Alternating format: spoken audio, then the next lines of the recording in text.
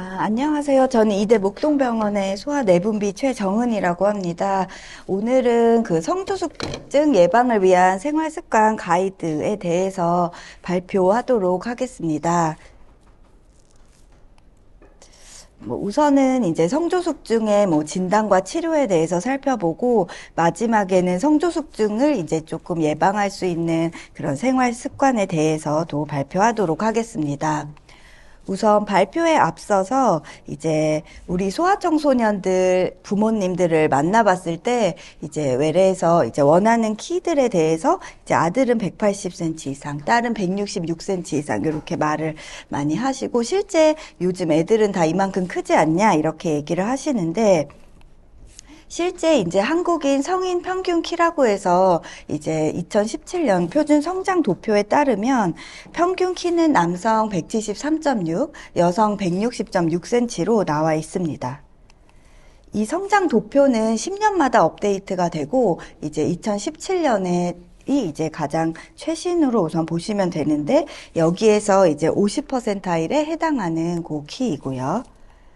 이제 한국 소아청소년의 성장 추이에 대해서 살펴보면 이제 2007년 성장도표, 2017년 성장도표에 대해서 이제 차이를 보니까 사춘기의 키 성장은 조금 일찍 시작하고 있는 성장 가속 현상이 나타나긴 하지만 10년 동안 최종 키에는 큰 변화가 없는 것을 이제 확인을 할 수 있었습니다.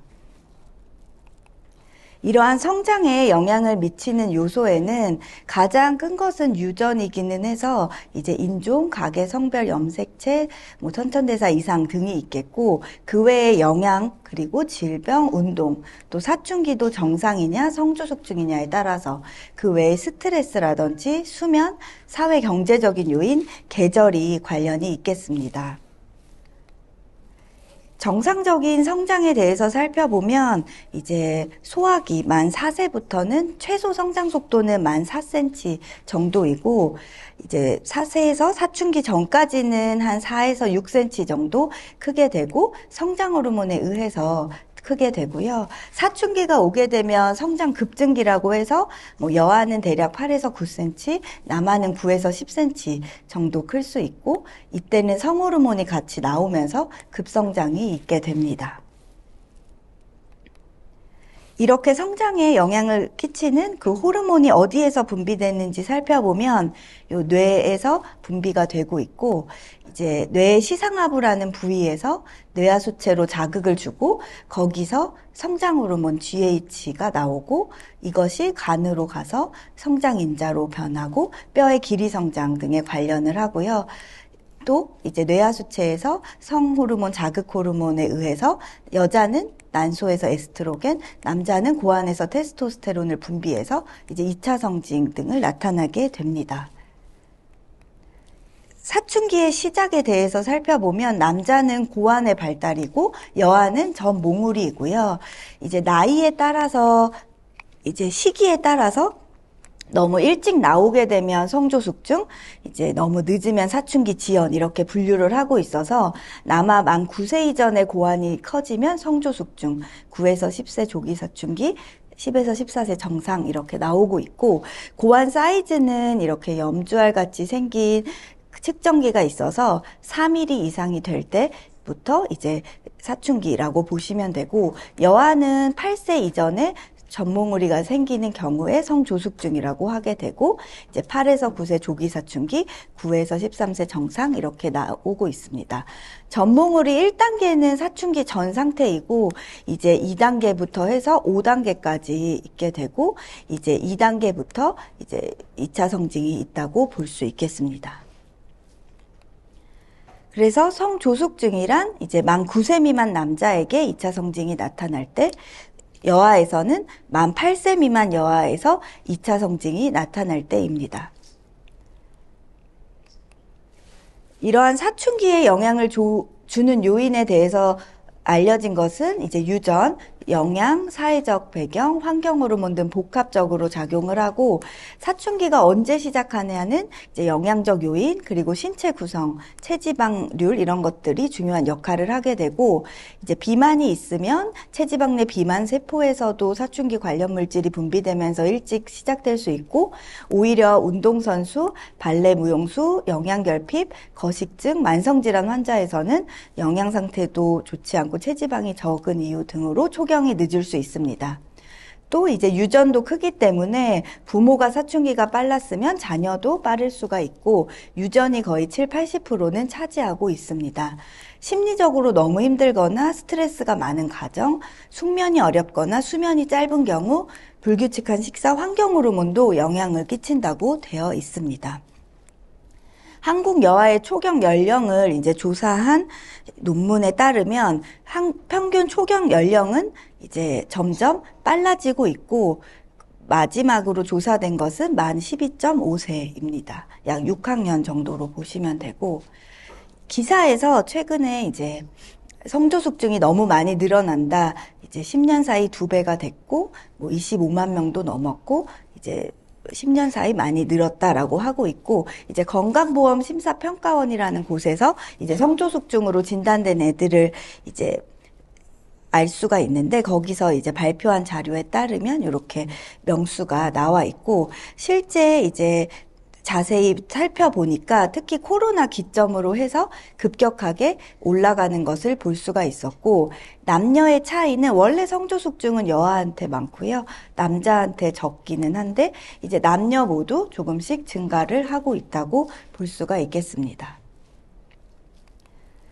이 성조숙증은 이제 대체로 저희가 치료를 하고 알고 있는 진짜 성조숙증이 있고 또 말초 성조숙증이라고 해서 다른 어떤 종양 등에 의한 것이 있는데요. 그래서 이제 진성 성조숙증은 특별한 원인이 없는 특발성 성조숙증 또는 이제 중추신경계의 종양이나 이제 어떤 뇌의 이상으로 인한 기질성 성조숙증이 있고 여아는 대체로 원인이 없는 이 특발성 성조숙증이 많고 남아는 기질성 성조숙증이 더 많다고 되어 있습니다. 그리고 이제 말초라는 거는 이제 뇌에는 큰 문제가 없는데 난소나 부신 같은 곳에서 호르몬 분비가 낭종이나 종양으로 인해 되는 것 혹은 그 외의 호르몬 갑상선 질환이라든지 외부 투여 에스트로겐이라든지 어떤 증후군들 때문에 2차적으로 생기는 성조숙증으로 이제 두 가지로 크게 분류를 할 수가 있습니다. 또 이제 성조숙증은 아니고 이제 다른 사춘기 발달의 변이라고 해서 이제 조기 유방 발육이라는 거는 성조숙증은 아니고 일부 만 2돌 전에 신생아부터 2돌 사이에 다른 2차 성징은 없는데 가슴만 이제 좀 만져지는 아기들이 있어요. 이런 거는 이제 보통은 18개월 내로 정상화되는 경우가 있어서 큰 문제는 아닌 경우는 있고 또 만에서 6에서 8세 사이에도 일시적으로 가슴이 나왔다 들어가는 애들이 있는데 대개 비만으로 인해 발생하고 이제 중추성 성조숙과의 차이는 자발적으로 정상 혈액 검사는 이상이 없다고 되어 있습니다. 그 외에 이제 조기 음모 발생이라고 해서 이제 이 다른 2차 성징 없이 음모나 앵모가 나타나는 경우입니다. 여아 8세, 남아 9세 이전에. 이것은 이제 부신 안드로겐 증가로 인해서 나타나는 현상이고 일부 부신 종양, 선천 부신 증식, 다낭난소 증후군과 관련이 있을 수 있는데 대체로 치료가 필요하지는 않은 양성 질환이고 일부 환자에서는 비전형 부신 증식증을 감별해야 된다고 되어 있습니다.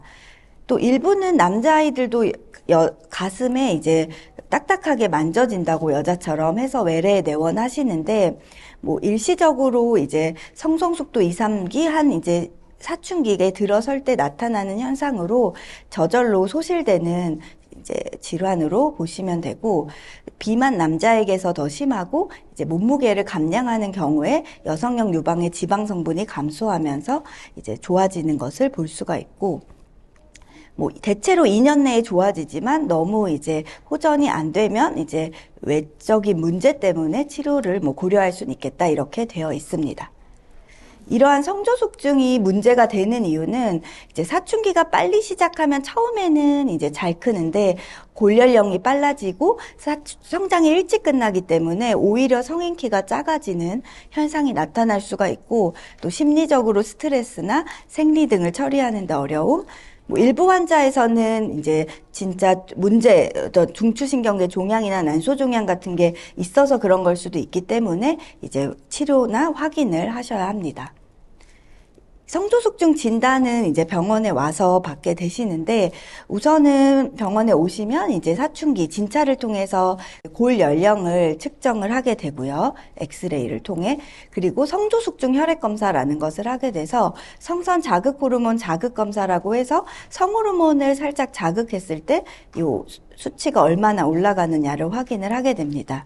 그래서 2시간 동안 30분 간격으로 이제 성호르몬을 측정해서 이 LH 수치가 5 이상일 때 사춘기로 진단을 하고 있습니다. 여기에서 이제 골 연령이라는 것은 뭐 다른 나이로 뼈 나이, 성장판 이렇게 부르기도 하는데, 소아청소년 뼈 성숙의 이제 정도입니다. 이제 소아청소년 뼈는 계속해서 태아, 소아, 사춘기, 성인에 이르기까지 뼈 모양, 이거는 이제 어린 나이고 이거는 사춘기 아이인데, 뼈들이 이제 크기도 변하고 모양도 많이 변화해서 그런 것을 이제 엑스레이로 확인이 가능해서 왼쪽 손과 손목 부위를 이렇게 촬영을 하게 됩니다. 손을 촬영하는 것은 이제 다른 부위의 뼈 발달과 큰 차이도 없고, 이런 뼈가 생기는 순서도 일정하고, 또 오른손에 이제 또 여러 가지 다치기도 하고 이런 것들 때문에 왼쪽 손과 손목을 촬영하고 있고, 여기에서 이제 성장판이라는 부분은 요 뼈와 뼈 사이에 이 그로우스 플레이트라는 부분이고, 이 부분을 확대해서 살펴보면 이 안에 이제 연골세포가 들어있고요. 이런 것들이 증식하고 개수가 많아지고 이제 통통해지면서 요 뼈가 길이 성장을 하게 되고 있습니다. 성조숙증 때 이제 영상검사도 하게 되는데, 골반 초음파의 경우에는 이제 자궁의 길이를 재고요. 난소의 부피를 재는 고, 또 이제 부신이라는 콩팥 위에 있는 그 기관을 확인을 합니다.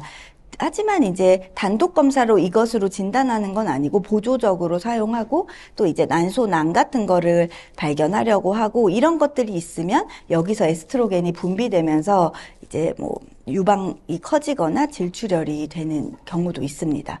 유방 초음파는 추천하지 않는 방법이고, MRI와 같은 경우에는 기질적인 원인을 감별하기 위해서 하고 있습니다. 그래서 이제 관련한 증상이 있는 경우에 이제 시행을 하게 되고, 남자는 워낙에 기질적인 원인이 흔하기 때문에 모두 시행하고, 여아는 만 6세 이하에서 모두 시행하고, 6세 이상에서는 선택적으로 고려해서 시행하고 있습니다. 치료는 이제 성선 자극 호르몬을 억제하는 것인데, 2차 성징을 억제하고 키 손실을 최소화하고 심리적 문제 발생 예방을 하고 사춘기 발달을 정상화하기 위해서 치료를 하고, 치료 시기는 만 9세 전까지, 마마는 만 10세 전까지 주사 치료를 시작해야 건강보험이 적용되고, 치료 기간은 통상 2에서 5년, 언제 진단됐는지와 골연령 진행 정도에 따라 다르게 되고, 치료가 끝나게 되면 6에서 18개월 후에 생리를 시작하게 됩니다. 치료제는 생식샘 자극호르몬, 방출호르몬, 작용제라는 이름인데, 작용제지만 이제 성호르몬 분비를 억제하고 4주, 12주, 24주 간격으로 팔이나 엉덩이에 피하 또는 근육 주사를 하게 됩니다. 그래서 이제 8세 이전에 전몽골이 발생하고 9세 이전 치료해야 하고, 남아는 만 9세 이전 고환 크기 증가된 환아에 있어서 10세 이전에 치료를 받으셔야지 보험으로 치료를 받을 수가 있습니다.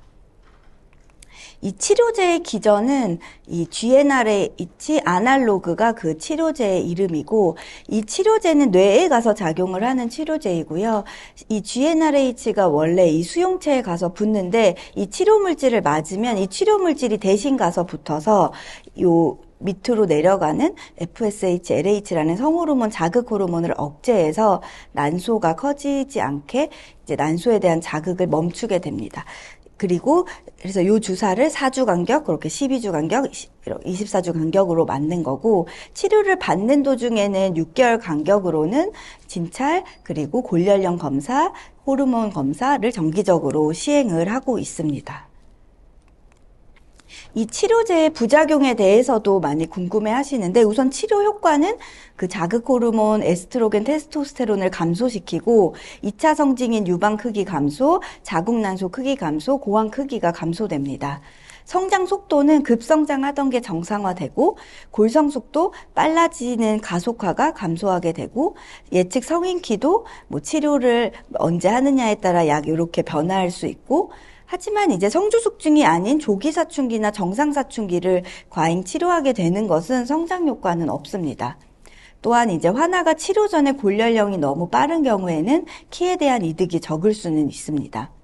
치료 부작용은 대체로는 국소적인 부작용으로 주사 부위 통증 두드러기, 일부에서 무균성 농이라고 해서 주사 부위가 붉어지고 실제 고름이 터지면서 농이 흘러나오지만 세균성은 아닌 그런 부작용이 있습니다. 과민 반응으로 인한 것입니다.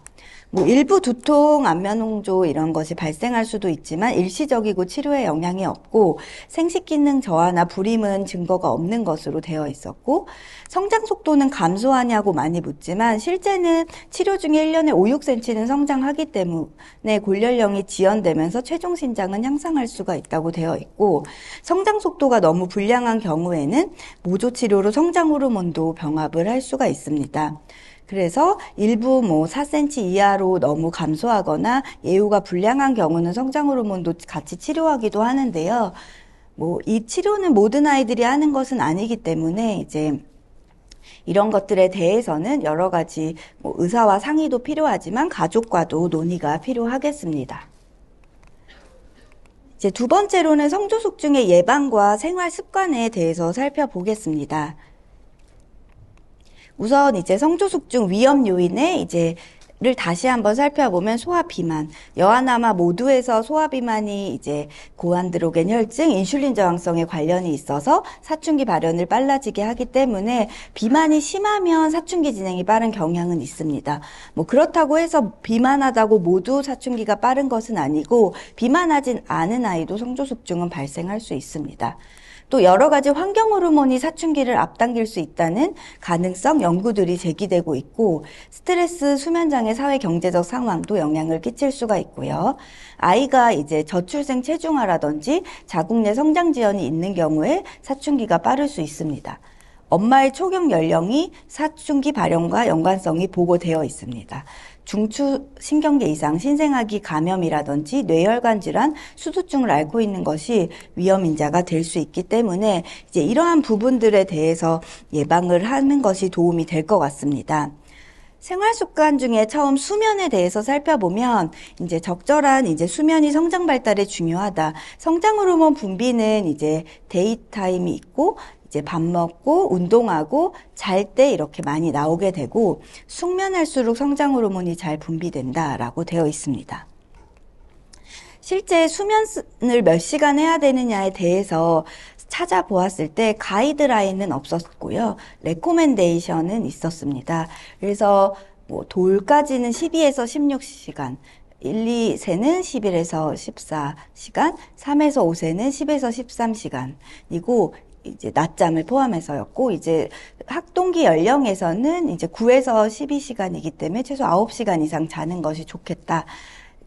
청소년기에서는 8에서 10시간, 성인에서는 7시간 이상을 이렇게 추천하고 있습니다. 일부 논문도 이렇게 수면 시간에 따라서, 이건 성인에서 보고한 거지만 8.5시간 수면했을 때 그로우스 호르몬의 피크와 4.5시간 수면했을 때 그로우스가 호르몬 분비가 실제 적은 것도 논문에서 확인할 수가 있었습니다. 그 다음 두 번째는 영양소고요. 우선은 야식을 먹는 것은 자율신경계를 활성화시켜 수면에도 방해가 되기 때문에 자기 전에 먹게 된다면 자극적이고 기름진 거 대신에 우유나 바나나 등을 먹는 것이 좋고, 일반적인 제철 채소, 랑 이제 단백질을 많이 먹어라라고 되어 있기 때문에 이제 뒤에 가서 이제 영양사 선생님께서 좀 더 설명을 해주실 내용이시고요. 그리고 이제 특정 식품, 콩류 같은 것에 이제 여성 호르몬과 유사한 에스트로겐이 있긴 하지만 이러한 물질이 사춘기 시작에 영향을 주는지에 대해서는 명확히 밝혀지지는 않았습니다. 따라서 식이요법으로 성조숙증을 예방할 수는 없기 때문에 오히려 특정 식품에 대한 과도한 염려와 조절이 해가 될 수 있다고 되어 있습니다. 건강한 식단에 대해서는 당연히 과일, 채소, 콩, 견과류, 곡류, 첨가당이 적은 식단에 대해서 얘기를 하고 있습니다. 바른 생활 습관에 대해서도 이제 운동이 중요하다는 것이고, 이제 뒤에 가서 조금 더 자세하게 설명드릴 예정이고, 신체 활동 지침도 이제 매일 60분 이상 하고 하는 것들에 대해서 뒤에 가서 조금 더 설명을 할 예정입니다.